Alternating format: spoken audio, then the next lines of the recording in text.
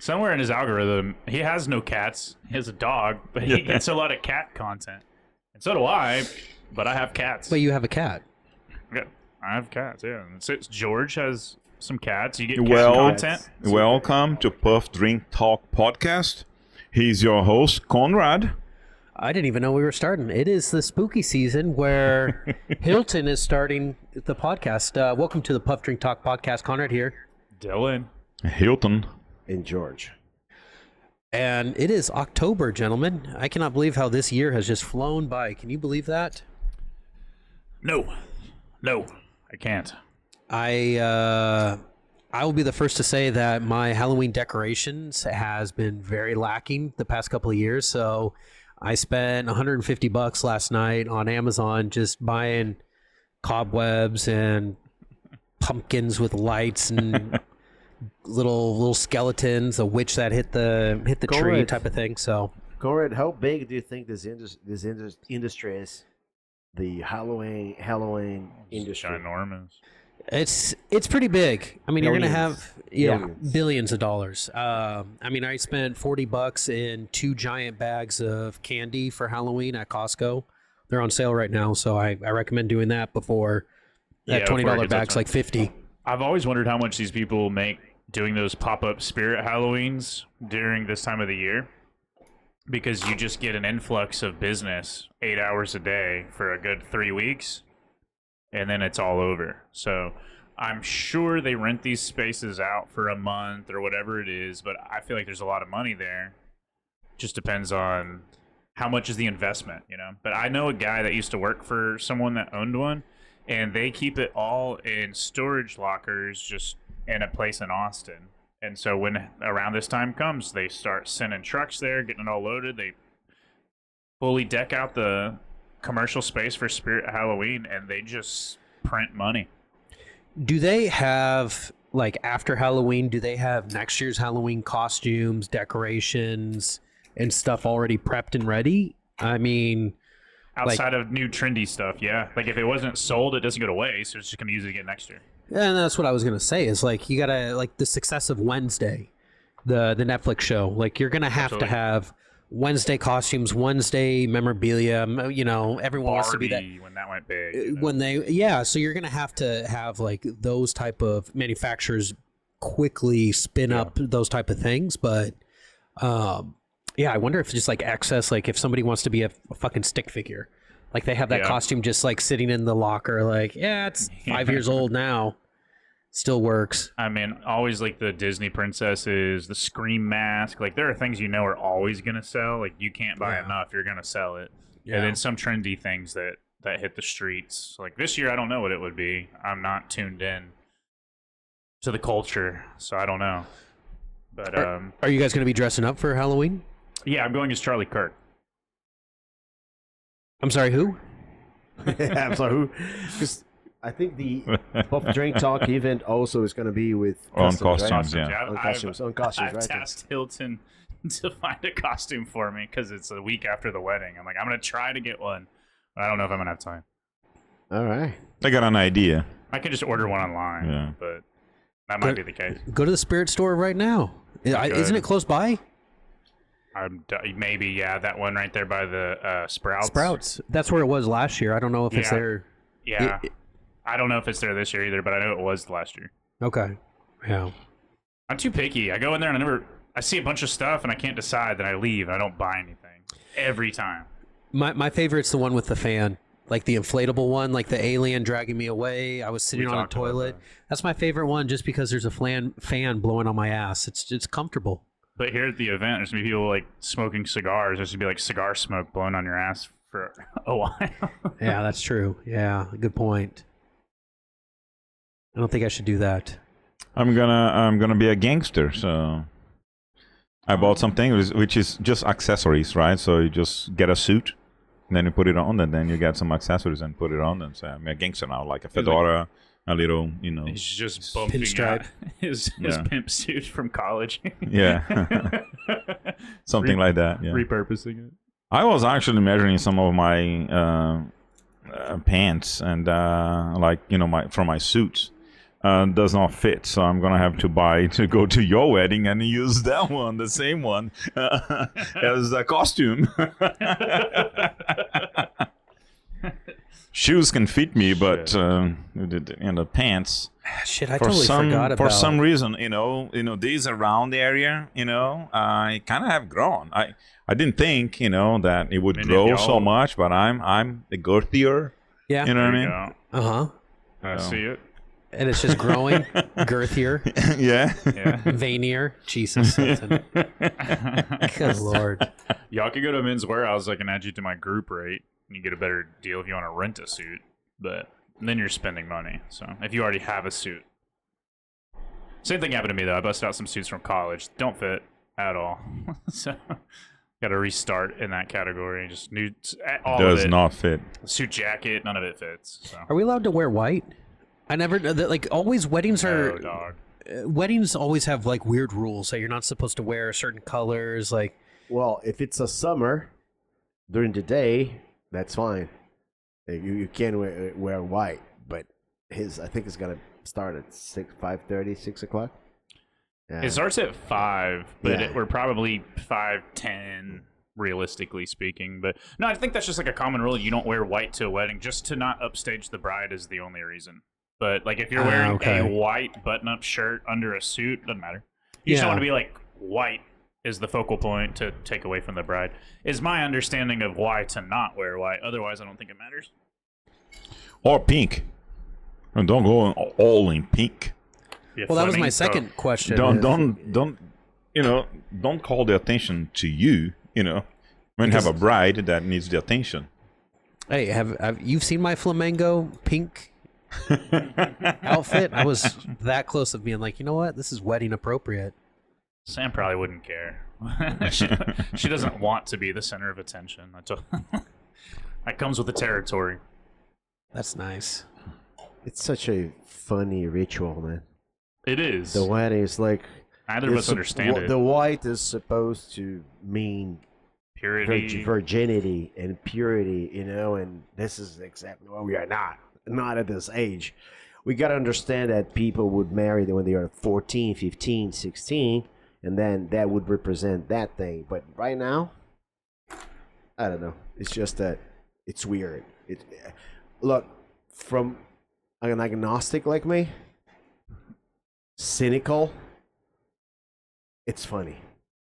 I look at it's not particularly. It's like every single wedding is just like, the fuck. It's just really. tradition. I know this person's story, a history.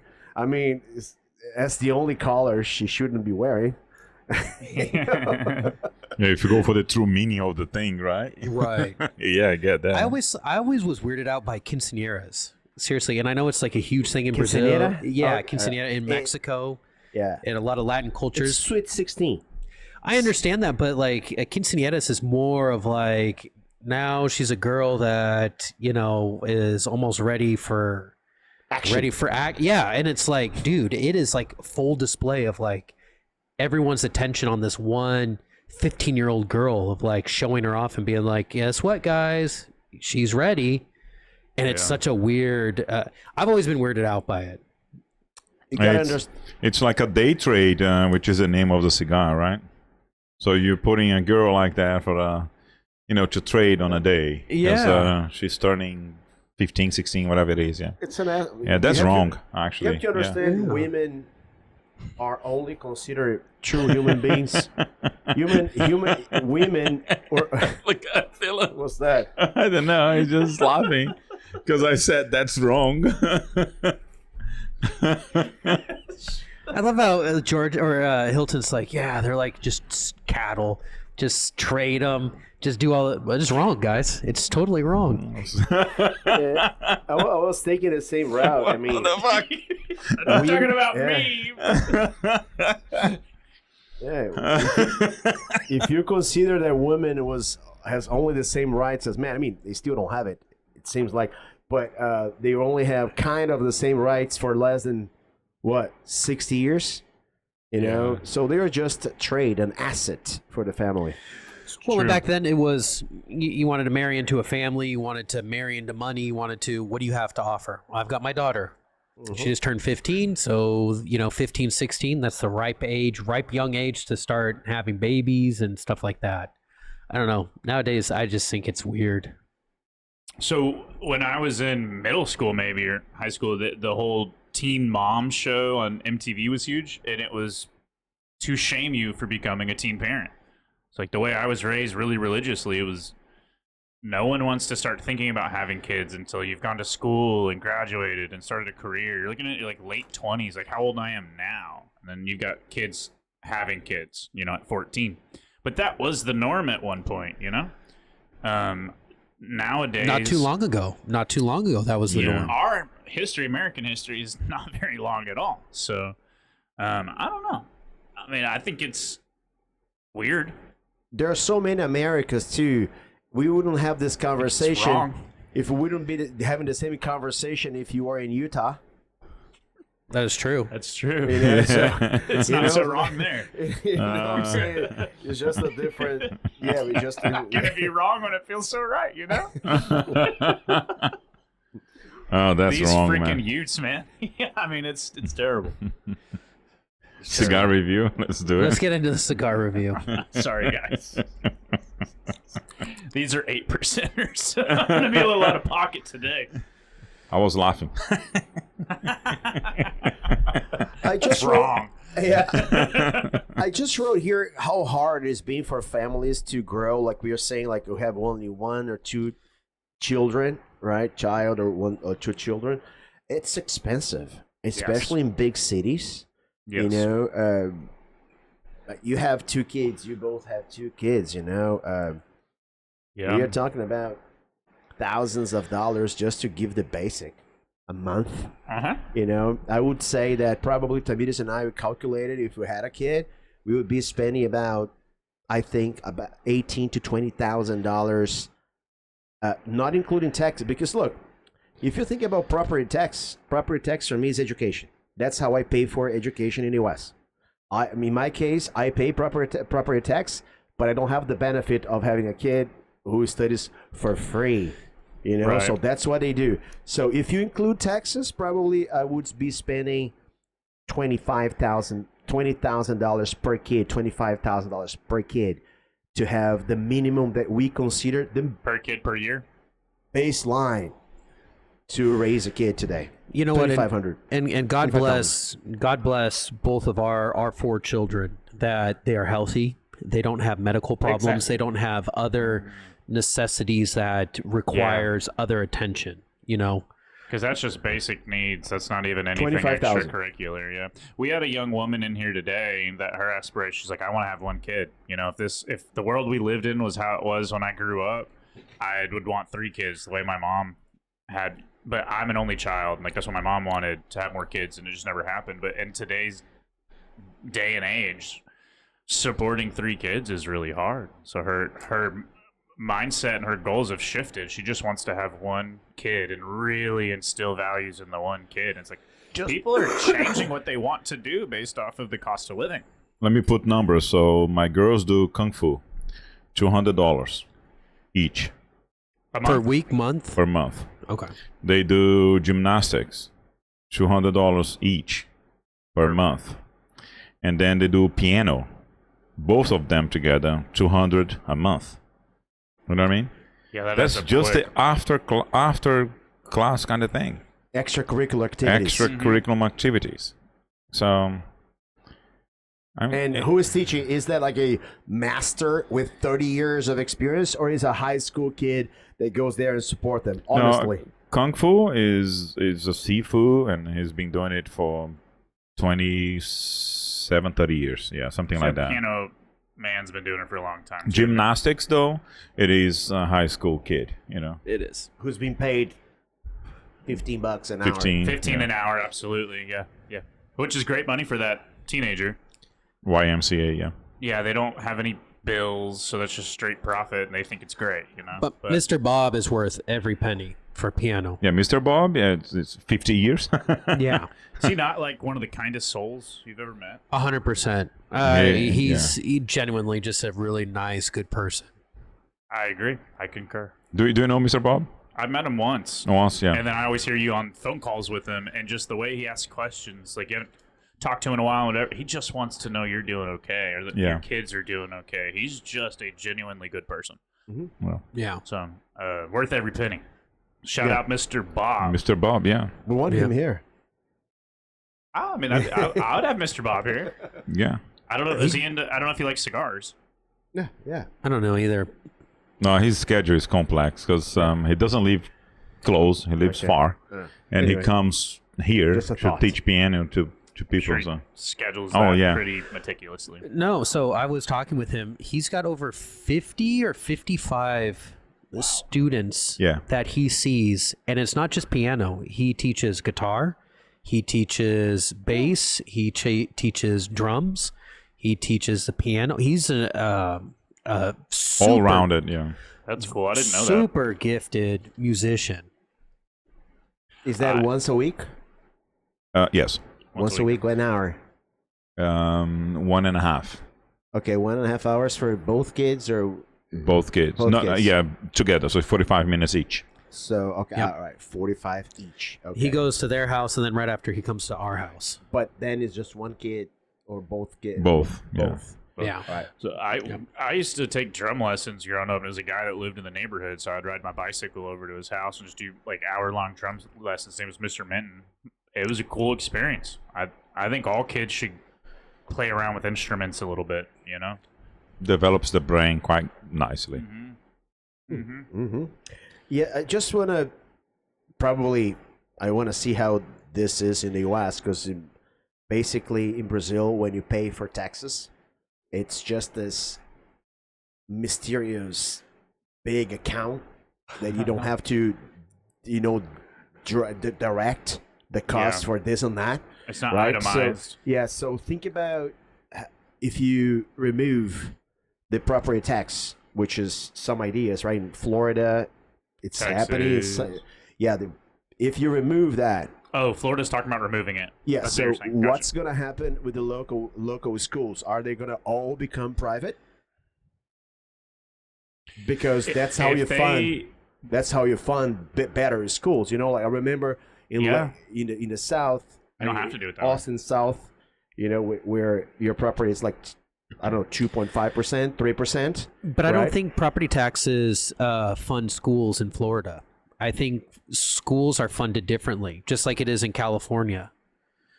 I don't know. I really don't know. But here I'm sure it's based on. Think about the better the schools, the better the neighborhood. That's the principle in Texas. So that means that's why that's why they don't want it. Some people don't want it. The Republicans and Democrats, they don't want to remove that because I'm sorry, that's not the point. Well, there's The different point tax is rates in different neighborhoods. You gotta live in your neighborhood to to go attend to a that school. And you have attend to that be school. a certain radius. So now all of a sudden you have someone 30 kilometers, 40 miles from that coming to your school. You don't know the They're not neighbor, paying the into the dynamics. taxes that support the school. Yeah, It's we gonna be touched tough. on that, That makes sense. on a previous podcast. With the voucher system. So Florida already has implemented that voucher system, very similar to what Texas just adopted also. They've been doing it for the past couple of years. So you can live in a not so nice area and travel to a nicer area to go to school. You just have to apply to it and get accepted. But have you seen how difficult these schools, the principals in the schools are making for other people? Yeah, I'm sure it's a coming rigorous to that? process. It's really hard. I'm sure. It's almost impossible to get to a. In the school that my kids go, there are quite a few people that come from different neighborhoods. Yeah. Same with I don't know ours, This is how a- difficult it is because I don't know if like 50 people applied and then 10 got it, or 300 people applied and five. 5 got it, or 1,000 people applied and 2 got it. I don't know Yeah. that number, Yeah. but That's I know because super sometimes- easy to solve. yeah, The thing is, it's much easier. Like if you have a planned neighborhood with 5,000 people, you know how many kids are there. All of a sudden, you're gonna have empty schools.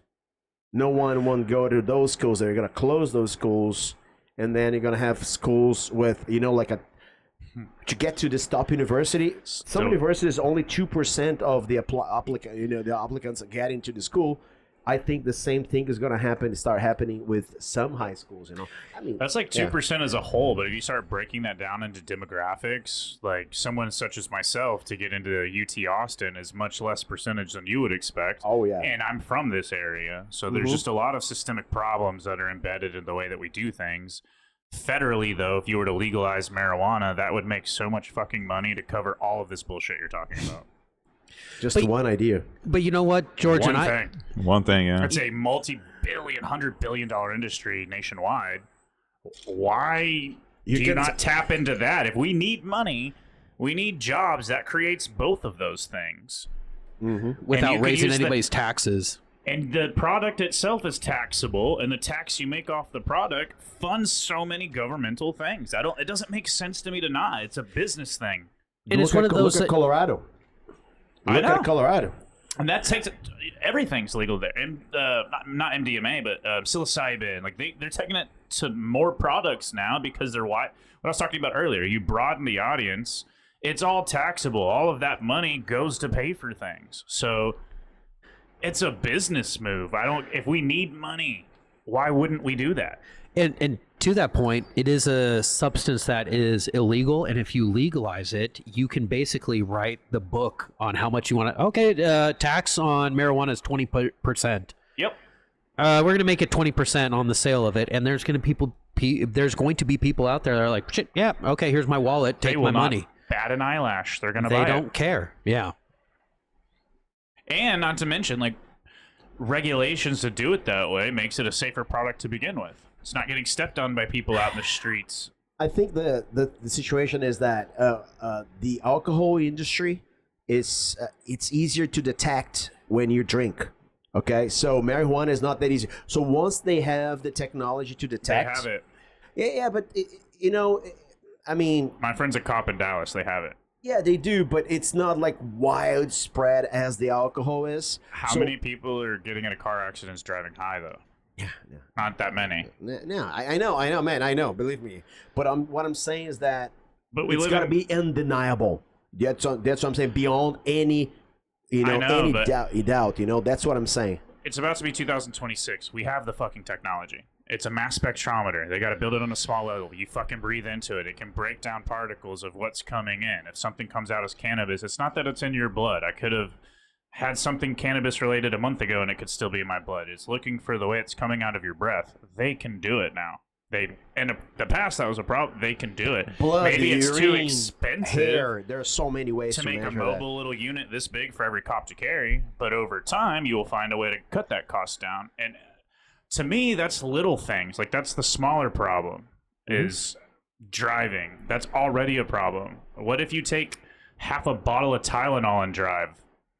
There's no test for that. But you could do it if you wanted, and you're going to crash. Like, those are small little semantic things that I don't think matter. But people use that as the largest reason to not advance with it, and I don't think that makes sense. Only the fines, if you have enough people measuring this, only the fines you get from people using that, right, would probably finance the whole industry in the whole 50 states of the United States. If you get caught, $50,000. No ifs, ands, or buts. If you're driving high, $50,000. If you're drinking too. If you're drinking too, $50,000. Hey, pay up, motherfucker. You got caught. Done. Yeah. Well, and that's another conversation too. Like, obviously, there's an industry for prison, right? So, like, putting people in prison makes a lot of private companies money. So there is a motivation to lock people up for something silly like that. So, and it spends a lot of federal money as well. So it's the opposite. You're not bringing in, you're spending taxpayer money. It's more expensive for each individual than to pay them. Okay, here's $1,000. It's if you give $1,000 and educate them, it's cheaper to the United States than put them in jail. But as you mentioned, there's somebody interested into that. Like, I have this product and it costs me $5. I'm gonna sell it to you for $7. I just found out I can now buy it for $2.50, and I can still sell it to you for $7. But I could buy it for $2.50 and sell it to you for $10. That's the equivalent of what that is. Like, you're saving money, not spending money by not putting people in prison and getting all these people out that we're hemorrhaging money on. and you're making money on the sale of it. It's like double income there. To me, it's a no-brainer. I mean, there's a reason we've been talking about it in Congress for years, but it just never makes any headway. So it just reminds me of the Prohibition era, and it's the lobbying. It just stops us from making any progress. It's going to be disscheduled. I think disscheduled. You know, like the marijuana is going to be Schedule 3 or something. cannabis. Trump already said he wanted to legalize marijuana. He said it multiple times, but he's never acted on It's it. just not on his priority list. Yeah. But Bush there's a said lot that. of people that Clinton, said that, Obama, yeah. Biden, everybody. Yeah. It's just a lobby. Everybody It's says really- that. Yeah. it's to get you to vote. Hey, And there's even no Dylan intention. is saying that. No, Dylan for president. Come on. I mean, and think about you watch this think about podcast. the lobby. Think about the alcohol industry lobby not to let that happen. Yeah, well, They I don't mean, want they're it. not They don't gonna want do it. that. You Yeah. gotta divide that because you see, it gets to a point that you try one and the other. No, you see, reduce accidents. How much? Think about how many lives you'd save. Well, I mean, there was a blatant. I saw something online. I think it was online. I'm gonna say it was online, but it was a lobbyist for when RFK was trying to take off soda from SNAP benefits, Okay. which is a supplemental nutrition. Because he kept saying there's nothing healthy about soda. Correct. It should not be government funded, that you should be able to allow to buy this.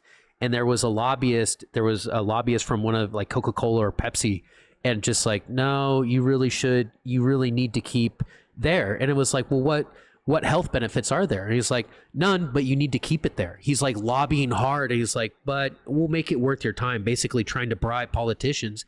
And before, I'm sure what it they do. worked. Before it worked, and it's It always crazy. has. It's so crazy to me. I posted yesterday about real food, all the industry. I don't know if you saw it. I posted yesterday, like how all the lobby not to sell, like to demonize real food. I posted yesterday about that. It's just easier. It's just easier to produce a chemical element, a chemical whatever to control. Think about Everything's easier. It's just easier to go home and pop something in the microwave. It's just easier. That's the slogan. is that called in English C-section for women to have Yes. so Cesarean, yeah. cesarean, right? So in Brazil, 70% of women do it. Do you know why? You said that 70% are C-section. Really? Yeah, didn't know in that. America, it's like 10% or something. Yeah. Why? Man, you set up a specific hour. The doctor goes there at a specific hour. They have everything settled. Now, if you have a natural labor, it can take 36 hours, 70 hours, some cases. So everyone needs to be there on call, on duty, right? On call. Everybody needs to be there the whole time because this family's in the hospital for 30, 40, 50 hours. Think about the cost of that. Do you know what's really crazy? 2015 was the year that Lucas was born. They didn't start pushing. Where he was born was a small town in California. They didn't start pushing or allowing C-sections to really happen until 2014. Mm-hmm. If you came in and you were about ready to give birth, they were like, you're going to go natural delivery. We're not going to push cesarean. And it was just like mind-blowing, especially for Camila, who was like, no, we'll set a date and a time and we'll just get a C-section and just everything will be done and we'll all be happy and get out. But no, they were like, nope, We don't do that here. they don't do that. It was Interesting. crazy. I didn't know that. It's the before and after as well. So natural birth, you take a little longer there, or you just go home and say, hey, when the bag pops or whatever, and then you drive it over here, right? And then that is once your water breaks, then you drive over here, and then we deliver the baby. It's enough time. There's always going to be someone in here. Yeah, but it's not going to be you, doc. There's going to be another doc. There's going to be, on that day. For convenience. And then, but Food, half a labor, day, so many things. half a day later, they're out. Right? They're out of the hospital unless there's complications. With the C-section, it's like, yes, you have a time and a day, but then you go. and then you have to buy a room, right? You have to rent the room that you're going to stay for 2 days. To recover. 2 or 3 days. 2 or 3 2 days. or 3 to recover. days. They always say 2, but it's always 3. Yeah. And so that you recover from surgery, because it is a surgery, right? Yeah. Yes. So, and then 3 days later, the hospital is still selling that bed, the room. So I guess in almost kind of a reality, it ends up kind of being a wash because, like you're saying, a natural delivery is about 36 hours or, or exactly, more. Exactly the same time. One happens before, the one happens after. Yeah, and recovery for a natural birth is a lot less. Usually it's like a day. And they're just like, "Are you good? Can you What's walk now?" better for half the a day, baby? Half a yeah. day sometimes, and it's like, get out. But a C-section, it's 2 or 3 days in the hospital. So I have a cousin. it's like, which one? I have a cousin. She walks in, a nurse just behind her holds the baby because she was walking to the room, right? And then the baby comes out and she holds it. It goes in. 6 hours later, she's driving home. Jesus Christ, that's crazy. Unbelievable. Yeah, that does not happen normally. It's the second child. Yeah, And we have to start having this conversation because it's becoming rare for mothers to have kids, and we know how population growth is how it keeps capitalism ticks. So we gotta start giving more value to this situation. Think about that. The mother in the U.S. What's the maternity leave in the U.S.? Each city, each state will have like how long they take how long off in work. Brazil, some of the people I know, maternity leave? 4-5 months. In Sweden, 2 years. I think here it's like 4 to 5 weeks. It's like an extremely short amount of time. Exactly. Yeah, in UK, Depends on the company, though. Yeah. Depends on UK the company. Yeah, 2 UK weeks, 3 6 weeks, months. that's it. No, in the UK by law, like the country law Up is to 6 months. Yeah. 6 months. Yeah, UK. Up to 6 months. I think here you're looking at it ranges, but it could be as short as 2 weeks, which is insane. And it could be up 4 months, 6 months. It does depend on the company. The company, because for my company, for maternity leave, for the mother, it's 4 months she Paternity gets. leave? Paternity leave, 2 weeks. 2 weeks. So the father can be there for the birth and the kids that the company pays, 2 weeks, done. But the mother can do 4 months. I don't agree with that. It has all to do like what do I Where agree is with? this equality in genders, I'm just saying, man. But it's all about how mature the economy is, right? So 100%. That's the whole problem. Is if we had livable wages where Hilton and I could go out and run a business and my wife could be at home and take care of the children, that'd be a different story. That's not the fucking case. So women do not want to go out and have children and then leave them at home and go work. Do you know how? So they're having less children. Do you know how a friend who lives in Sweden, he doesn't have a car. Just like we rent bicycles, we rent the scooters. They rent cars like that. Thousands of cars in Stockholm. It's just there. You see the car there. You use your app. You get the car. You move the car this and there, because it's possible. It's okay. It's safe. Try to do that in Brazil and see what happens. Yeah. They get stolen. And I think your mic has a lot of gain. Can you see, Dylan, if you can click the pink and then turn it down? And then turn it down. Flashing. Okay, so that's good. Yeah. I got a lot of gain on my ear.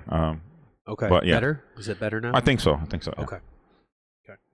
Yeah, I agree with you, George. In Brazil, for example, it's going to be even here. I think, vandalism and stuff. You need education on the people overall and all of the culture that come. Punishment.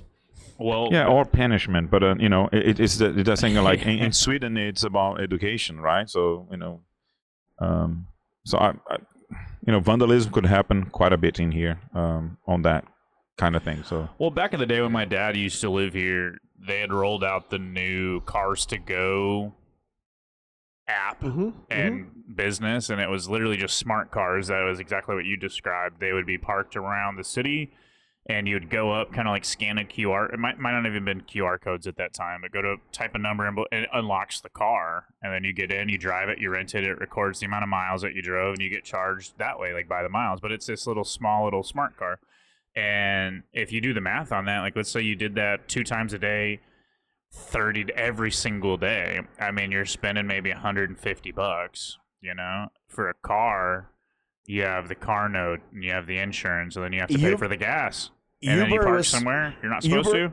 Uber was so cheap in Brazil Toad. that as soon as they get in November 2015, I sold my car from 2015 to 2018 when I left Brazil, came to the US. For 3 years, I only used Uber and only use Uber Black because I put it on a paper and then I calculated the depreciation, opportunity cost. You gotta calculate that. I have $50,000 in my bank.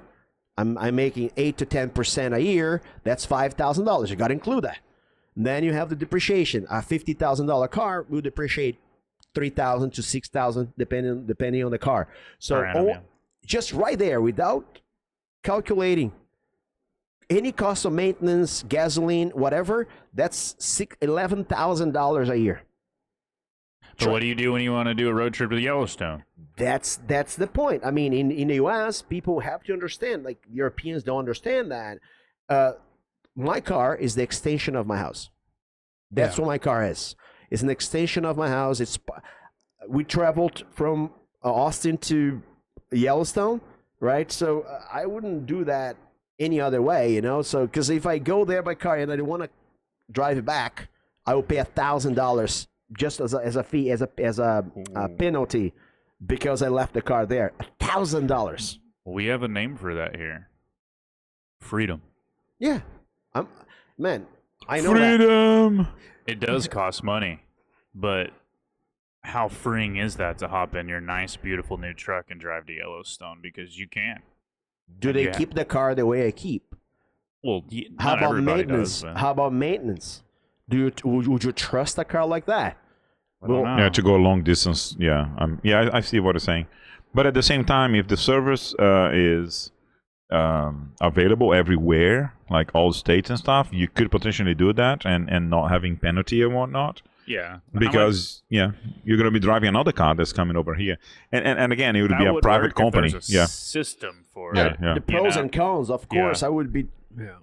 You just got to build an infrastructure. Trying different cars. It would be trying, testing different cars. It's awesome. That would be fun for variety. Like, there's a place for that, for sure. But the cost of so if you took an Uber right now to Houston, it's going to be $200, $250, $300. It's going to be expensive. And what is the percentage of drivers that you trust on Uber in Brazil? You see, if I have a daughter, I don't know. 10, or even here, 10, 12, I was 15, 19, 20 years old. Even here. I wouldn't trust my daughter. I would rather have a driver that I would call, that I would trust. So it's complicated. When it's unsafe, because you see, I don't know even how to calculate safety. I don't know. So you got to put in there. It's it's abstract. That's why most Brazilians come to the U.S. I think the main reason is safety and opportunity. Those are the two most reasons why we come here. From my point of view, from my experience, right? Or maybe because you don't like politics. Then you come over here and there is politics. Yeah. Yeah. I knew it. Yeah, it's everywhere. Yeah, it's like the grass is never greener than where you're at, so to speak. Unless you have artificial turf. It or never fades. If you water it. So it's you know what I mean? Yeah, that's another great saying. It's the work that you put in. That's the work. You want it done right, you got to do it yourself. Yeah. One of the reasons I came here is freedom of speech and freedom of religion. And that's something that you're having a problem with. And if I have a problem with that, then it's hard for me to navigate this. I hear you. Trying times. That's all I can tell you. I mean, I've adopted my liberties, so to speak. My freedoms, my rights. didn't work for them. My ancestors, in a way, I guess, did. I think they probably also came from Europe, obviously. So I don't know. Somewhere along the way, I was rolling the dice in my mom's womb while she was taking Tylenol. And I came out the way that I came out, and I just inherited this. Oh my god! So shout out Tylenol in the womb. Just slightly on the spectrum. You know, it's there. Yeah. It's there. But you don't pick and choose any of this You're stuff. a mutant. How else do you describe me, you know? But a mutant with rights that I just inherited at birth. And so you talk about complex issues with people and see the things that y'all face. And yeah, it's definitely something that most people don't think about in my shoes, because you don't have to. No one shines a light on it. You can go home and watch Netflix and fulfill your desires and then go back to work the next day and just ignore all the shit that's happening around you. I see the shit that's happening because of y'all. And it is eye-opening. It's interesting. I don't know what to tell you, though. I don't know. It's just trying times right now. And I don't know that the grass is greener on the other side. That's where I'm connecting. I don't think it is. And there's one more thing. Being a Texan is one thing. Being in other states is completely different, you know. Being in California, look at how many United States do you have it in here, you know. Again, we're going to the, you know, depending where you are, where you're living right now, you have an impression, you know. So for sure, you can't please everybody, especially when there's a big divide. Yeah, I don't think you should try to, you know. The world's too big. There's too many people out there. You're going to get along with some. You're not going to get along with everybody. You know, you shouldn't have to force that. Mm-hmm. And that's the way I was raised. I think it's really kind of it's a great thing to be around people that you don't see eye to eye on every topic with, and you can still have a conversation and still move on. It doesn't have to be like pulling out hair to talk to someone about something that should be simple. So I think maybe we've talked about this on the podcast before. It's sometimes in life you got to show people some grace. You got to think about humanity. You got to relax a little bit and then find our common ground again instead of being so divisive about everything. And people abuse of empathy. You know, I think it's great to talk about empathy. It's beautiful, but people kind of take advantage of empathy, you know? So people see kindness as weakness. Yeah. Mm-hmm. I don't know. I don't necessarily. I mean, Hilton's a good example of that. Hilton's a very kind person, but Hilton's also a very direct person. He's going to tell you things, and maybe you're not expecting to hear that. It's very direct. That doesn't make him malicious. He's still kind. Like, you can be all of these things. But how many people have thick skin the way he has? That's a small percentage of people. That's also, it needs to come with it. It comes with territory. Some of that is instilled at a young age from your parents, the way they handle adversity, experiences you face, adversities that you face. Puts a little motivating chip on your shoulder that as you get older, you can kind of get over what makes you mad about it, but it's what's motivated you to do something different that you didn't like growing. I mean, there's so many different ways that form who you are as a person that I've said this many times. If I lived your life through your eyes from the day you were born, I would be you. You are shaped by the things that have happened, the people that you've seen, the things you've been told. Yeah. That is what makes you you. There's a little bit of genetics in there, obviously, but I think it's a lot more nurture than nature that shapes the way you think and shapes the way you talk about things and feel about things. It's understanding how life has happened to you and how life is still gonna happen to you. And you know, some of the times that I'm direct to people is because I know for a fact if somebody did that to me, I would feel a certain way. And by understanding that, you go like, I can be direct right now to make that person understand why. You know, and knowing that, you know, that fear, you know, belongs to absolutely everybody. So everybody has the same fears and the same desires, you know, of course, a little bit different, not exactly the same, but on the same realm of the samitude. You know what I mean? Like yeah, if you're you, thinking big picture, you know. yes. So when you talk to someone about something that you think that they should hear, because if you were told that, it would have probably made you a better person or something like that. You know, just go for it. That's how it is. So Yeah, I agree. Sometimes you have to be upfront, and it's not a. But that's the thing is like I don't feel like it's a place of anger, upset, maliciousness. You know, there's a lot of times no ill intent. You're just direct forward of like, from my experience, this is what it is, and this is what's going to have to happen. You have to be direct in certain situations. yeah. That's not how I play. You know, the way Dylan says, it's like, hey, I know what you're doing is because of this and that. I understand that, but I don't want it right now. Can we change the subject? You know? Yeah. And then it's like that's not what I want. You know, I want something else. I'm past that point, and then I'm like, okay, so. Yeah. One of the principles that underpins American culture is the objectivism.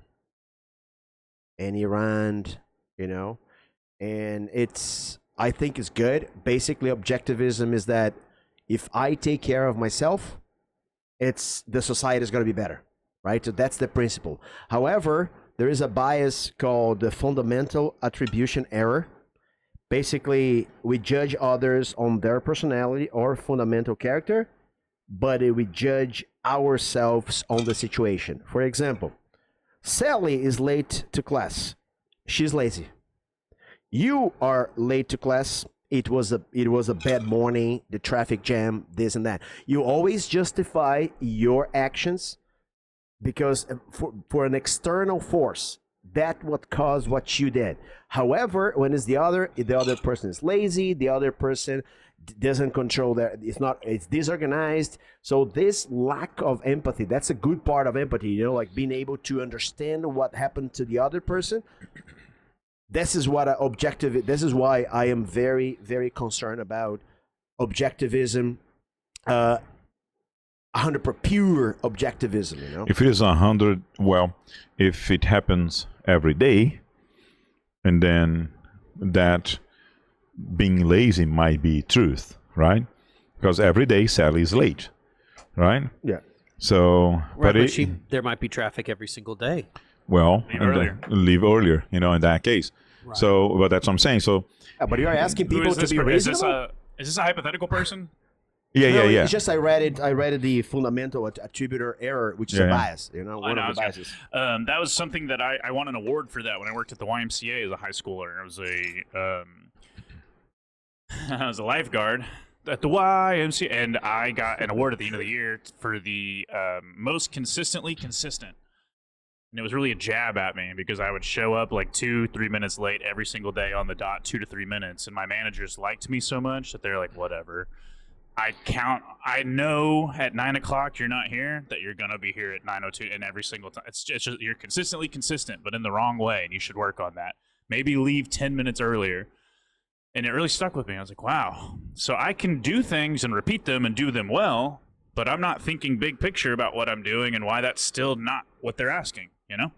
So I think a lot of people forget the bigger picture and they focus on the small.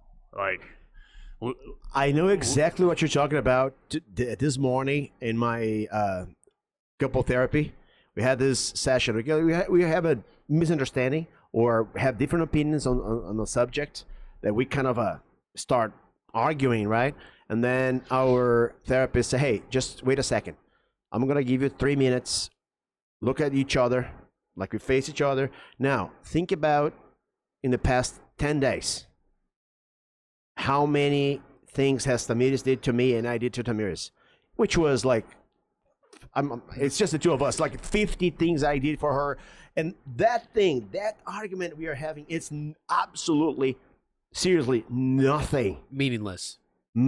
Compared to, and then all of a sudden, 5 minutes in the session, we are back.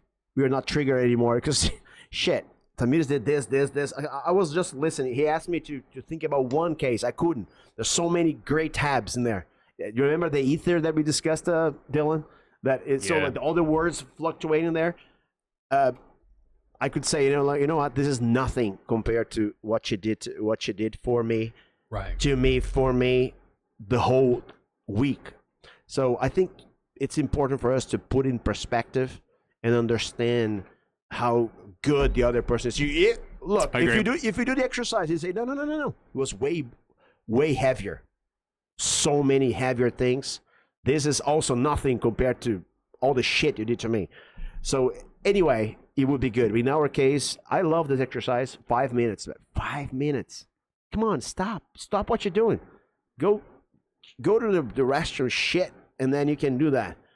But I think we have. I think the pride. Our pride or things like this is what causes us that. Okay. I agree, actually. I think that's a great topic, and I think this is something we could probably put a pin in and come back to this at a later date, because I think there's a lot to expand on that. Yeah, sure. I'm serious. Yeah. I would do. I would go into this topic. Definitely. I would too. Because I think culturally that changes. That's a dichotomy breakdown there on its own, and then just on a human level, everybody reacts to things differently too. So like the way you tell somebody something, depending on who you tell it to, they're going to receive that differently. George is being mean to me. George, I thought that was just very direct. And George is, people just don't, you say the same exact thing and it's received multiple different ways. So I think it's very interesting therapy in general and finding the right therapist that works for you. And obviously that sounds like it is working for you. Oh yeah. So, 10 years, man. That's 10 cool. years. Well, Let's get the hell out of here. Yeah. I think that's a good place to stop it. Let's get the fuck out of here. Get the fuck out of here. Au revoir. Goodbye. Arrivederci. Arigato. Subscribe. Like. Comment. Share with Share. a fucking friend, and we will see you next week. As always. Comment. Goodbye. Bye. Goodbye. Adieu.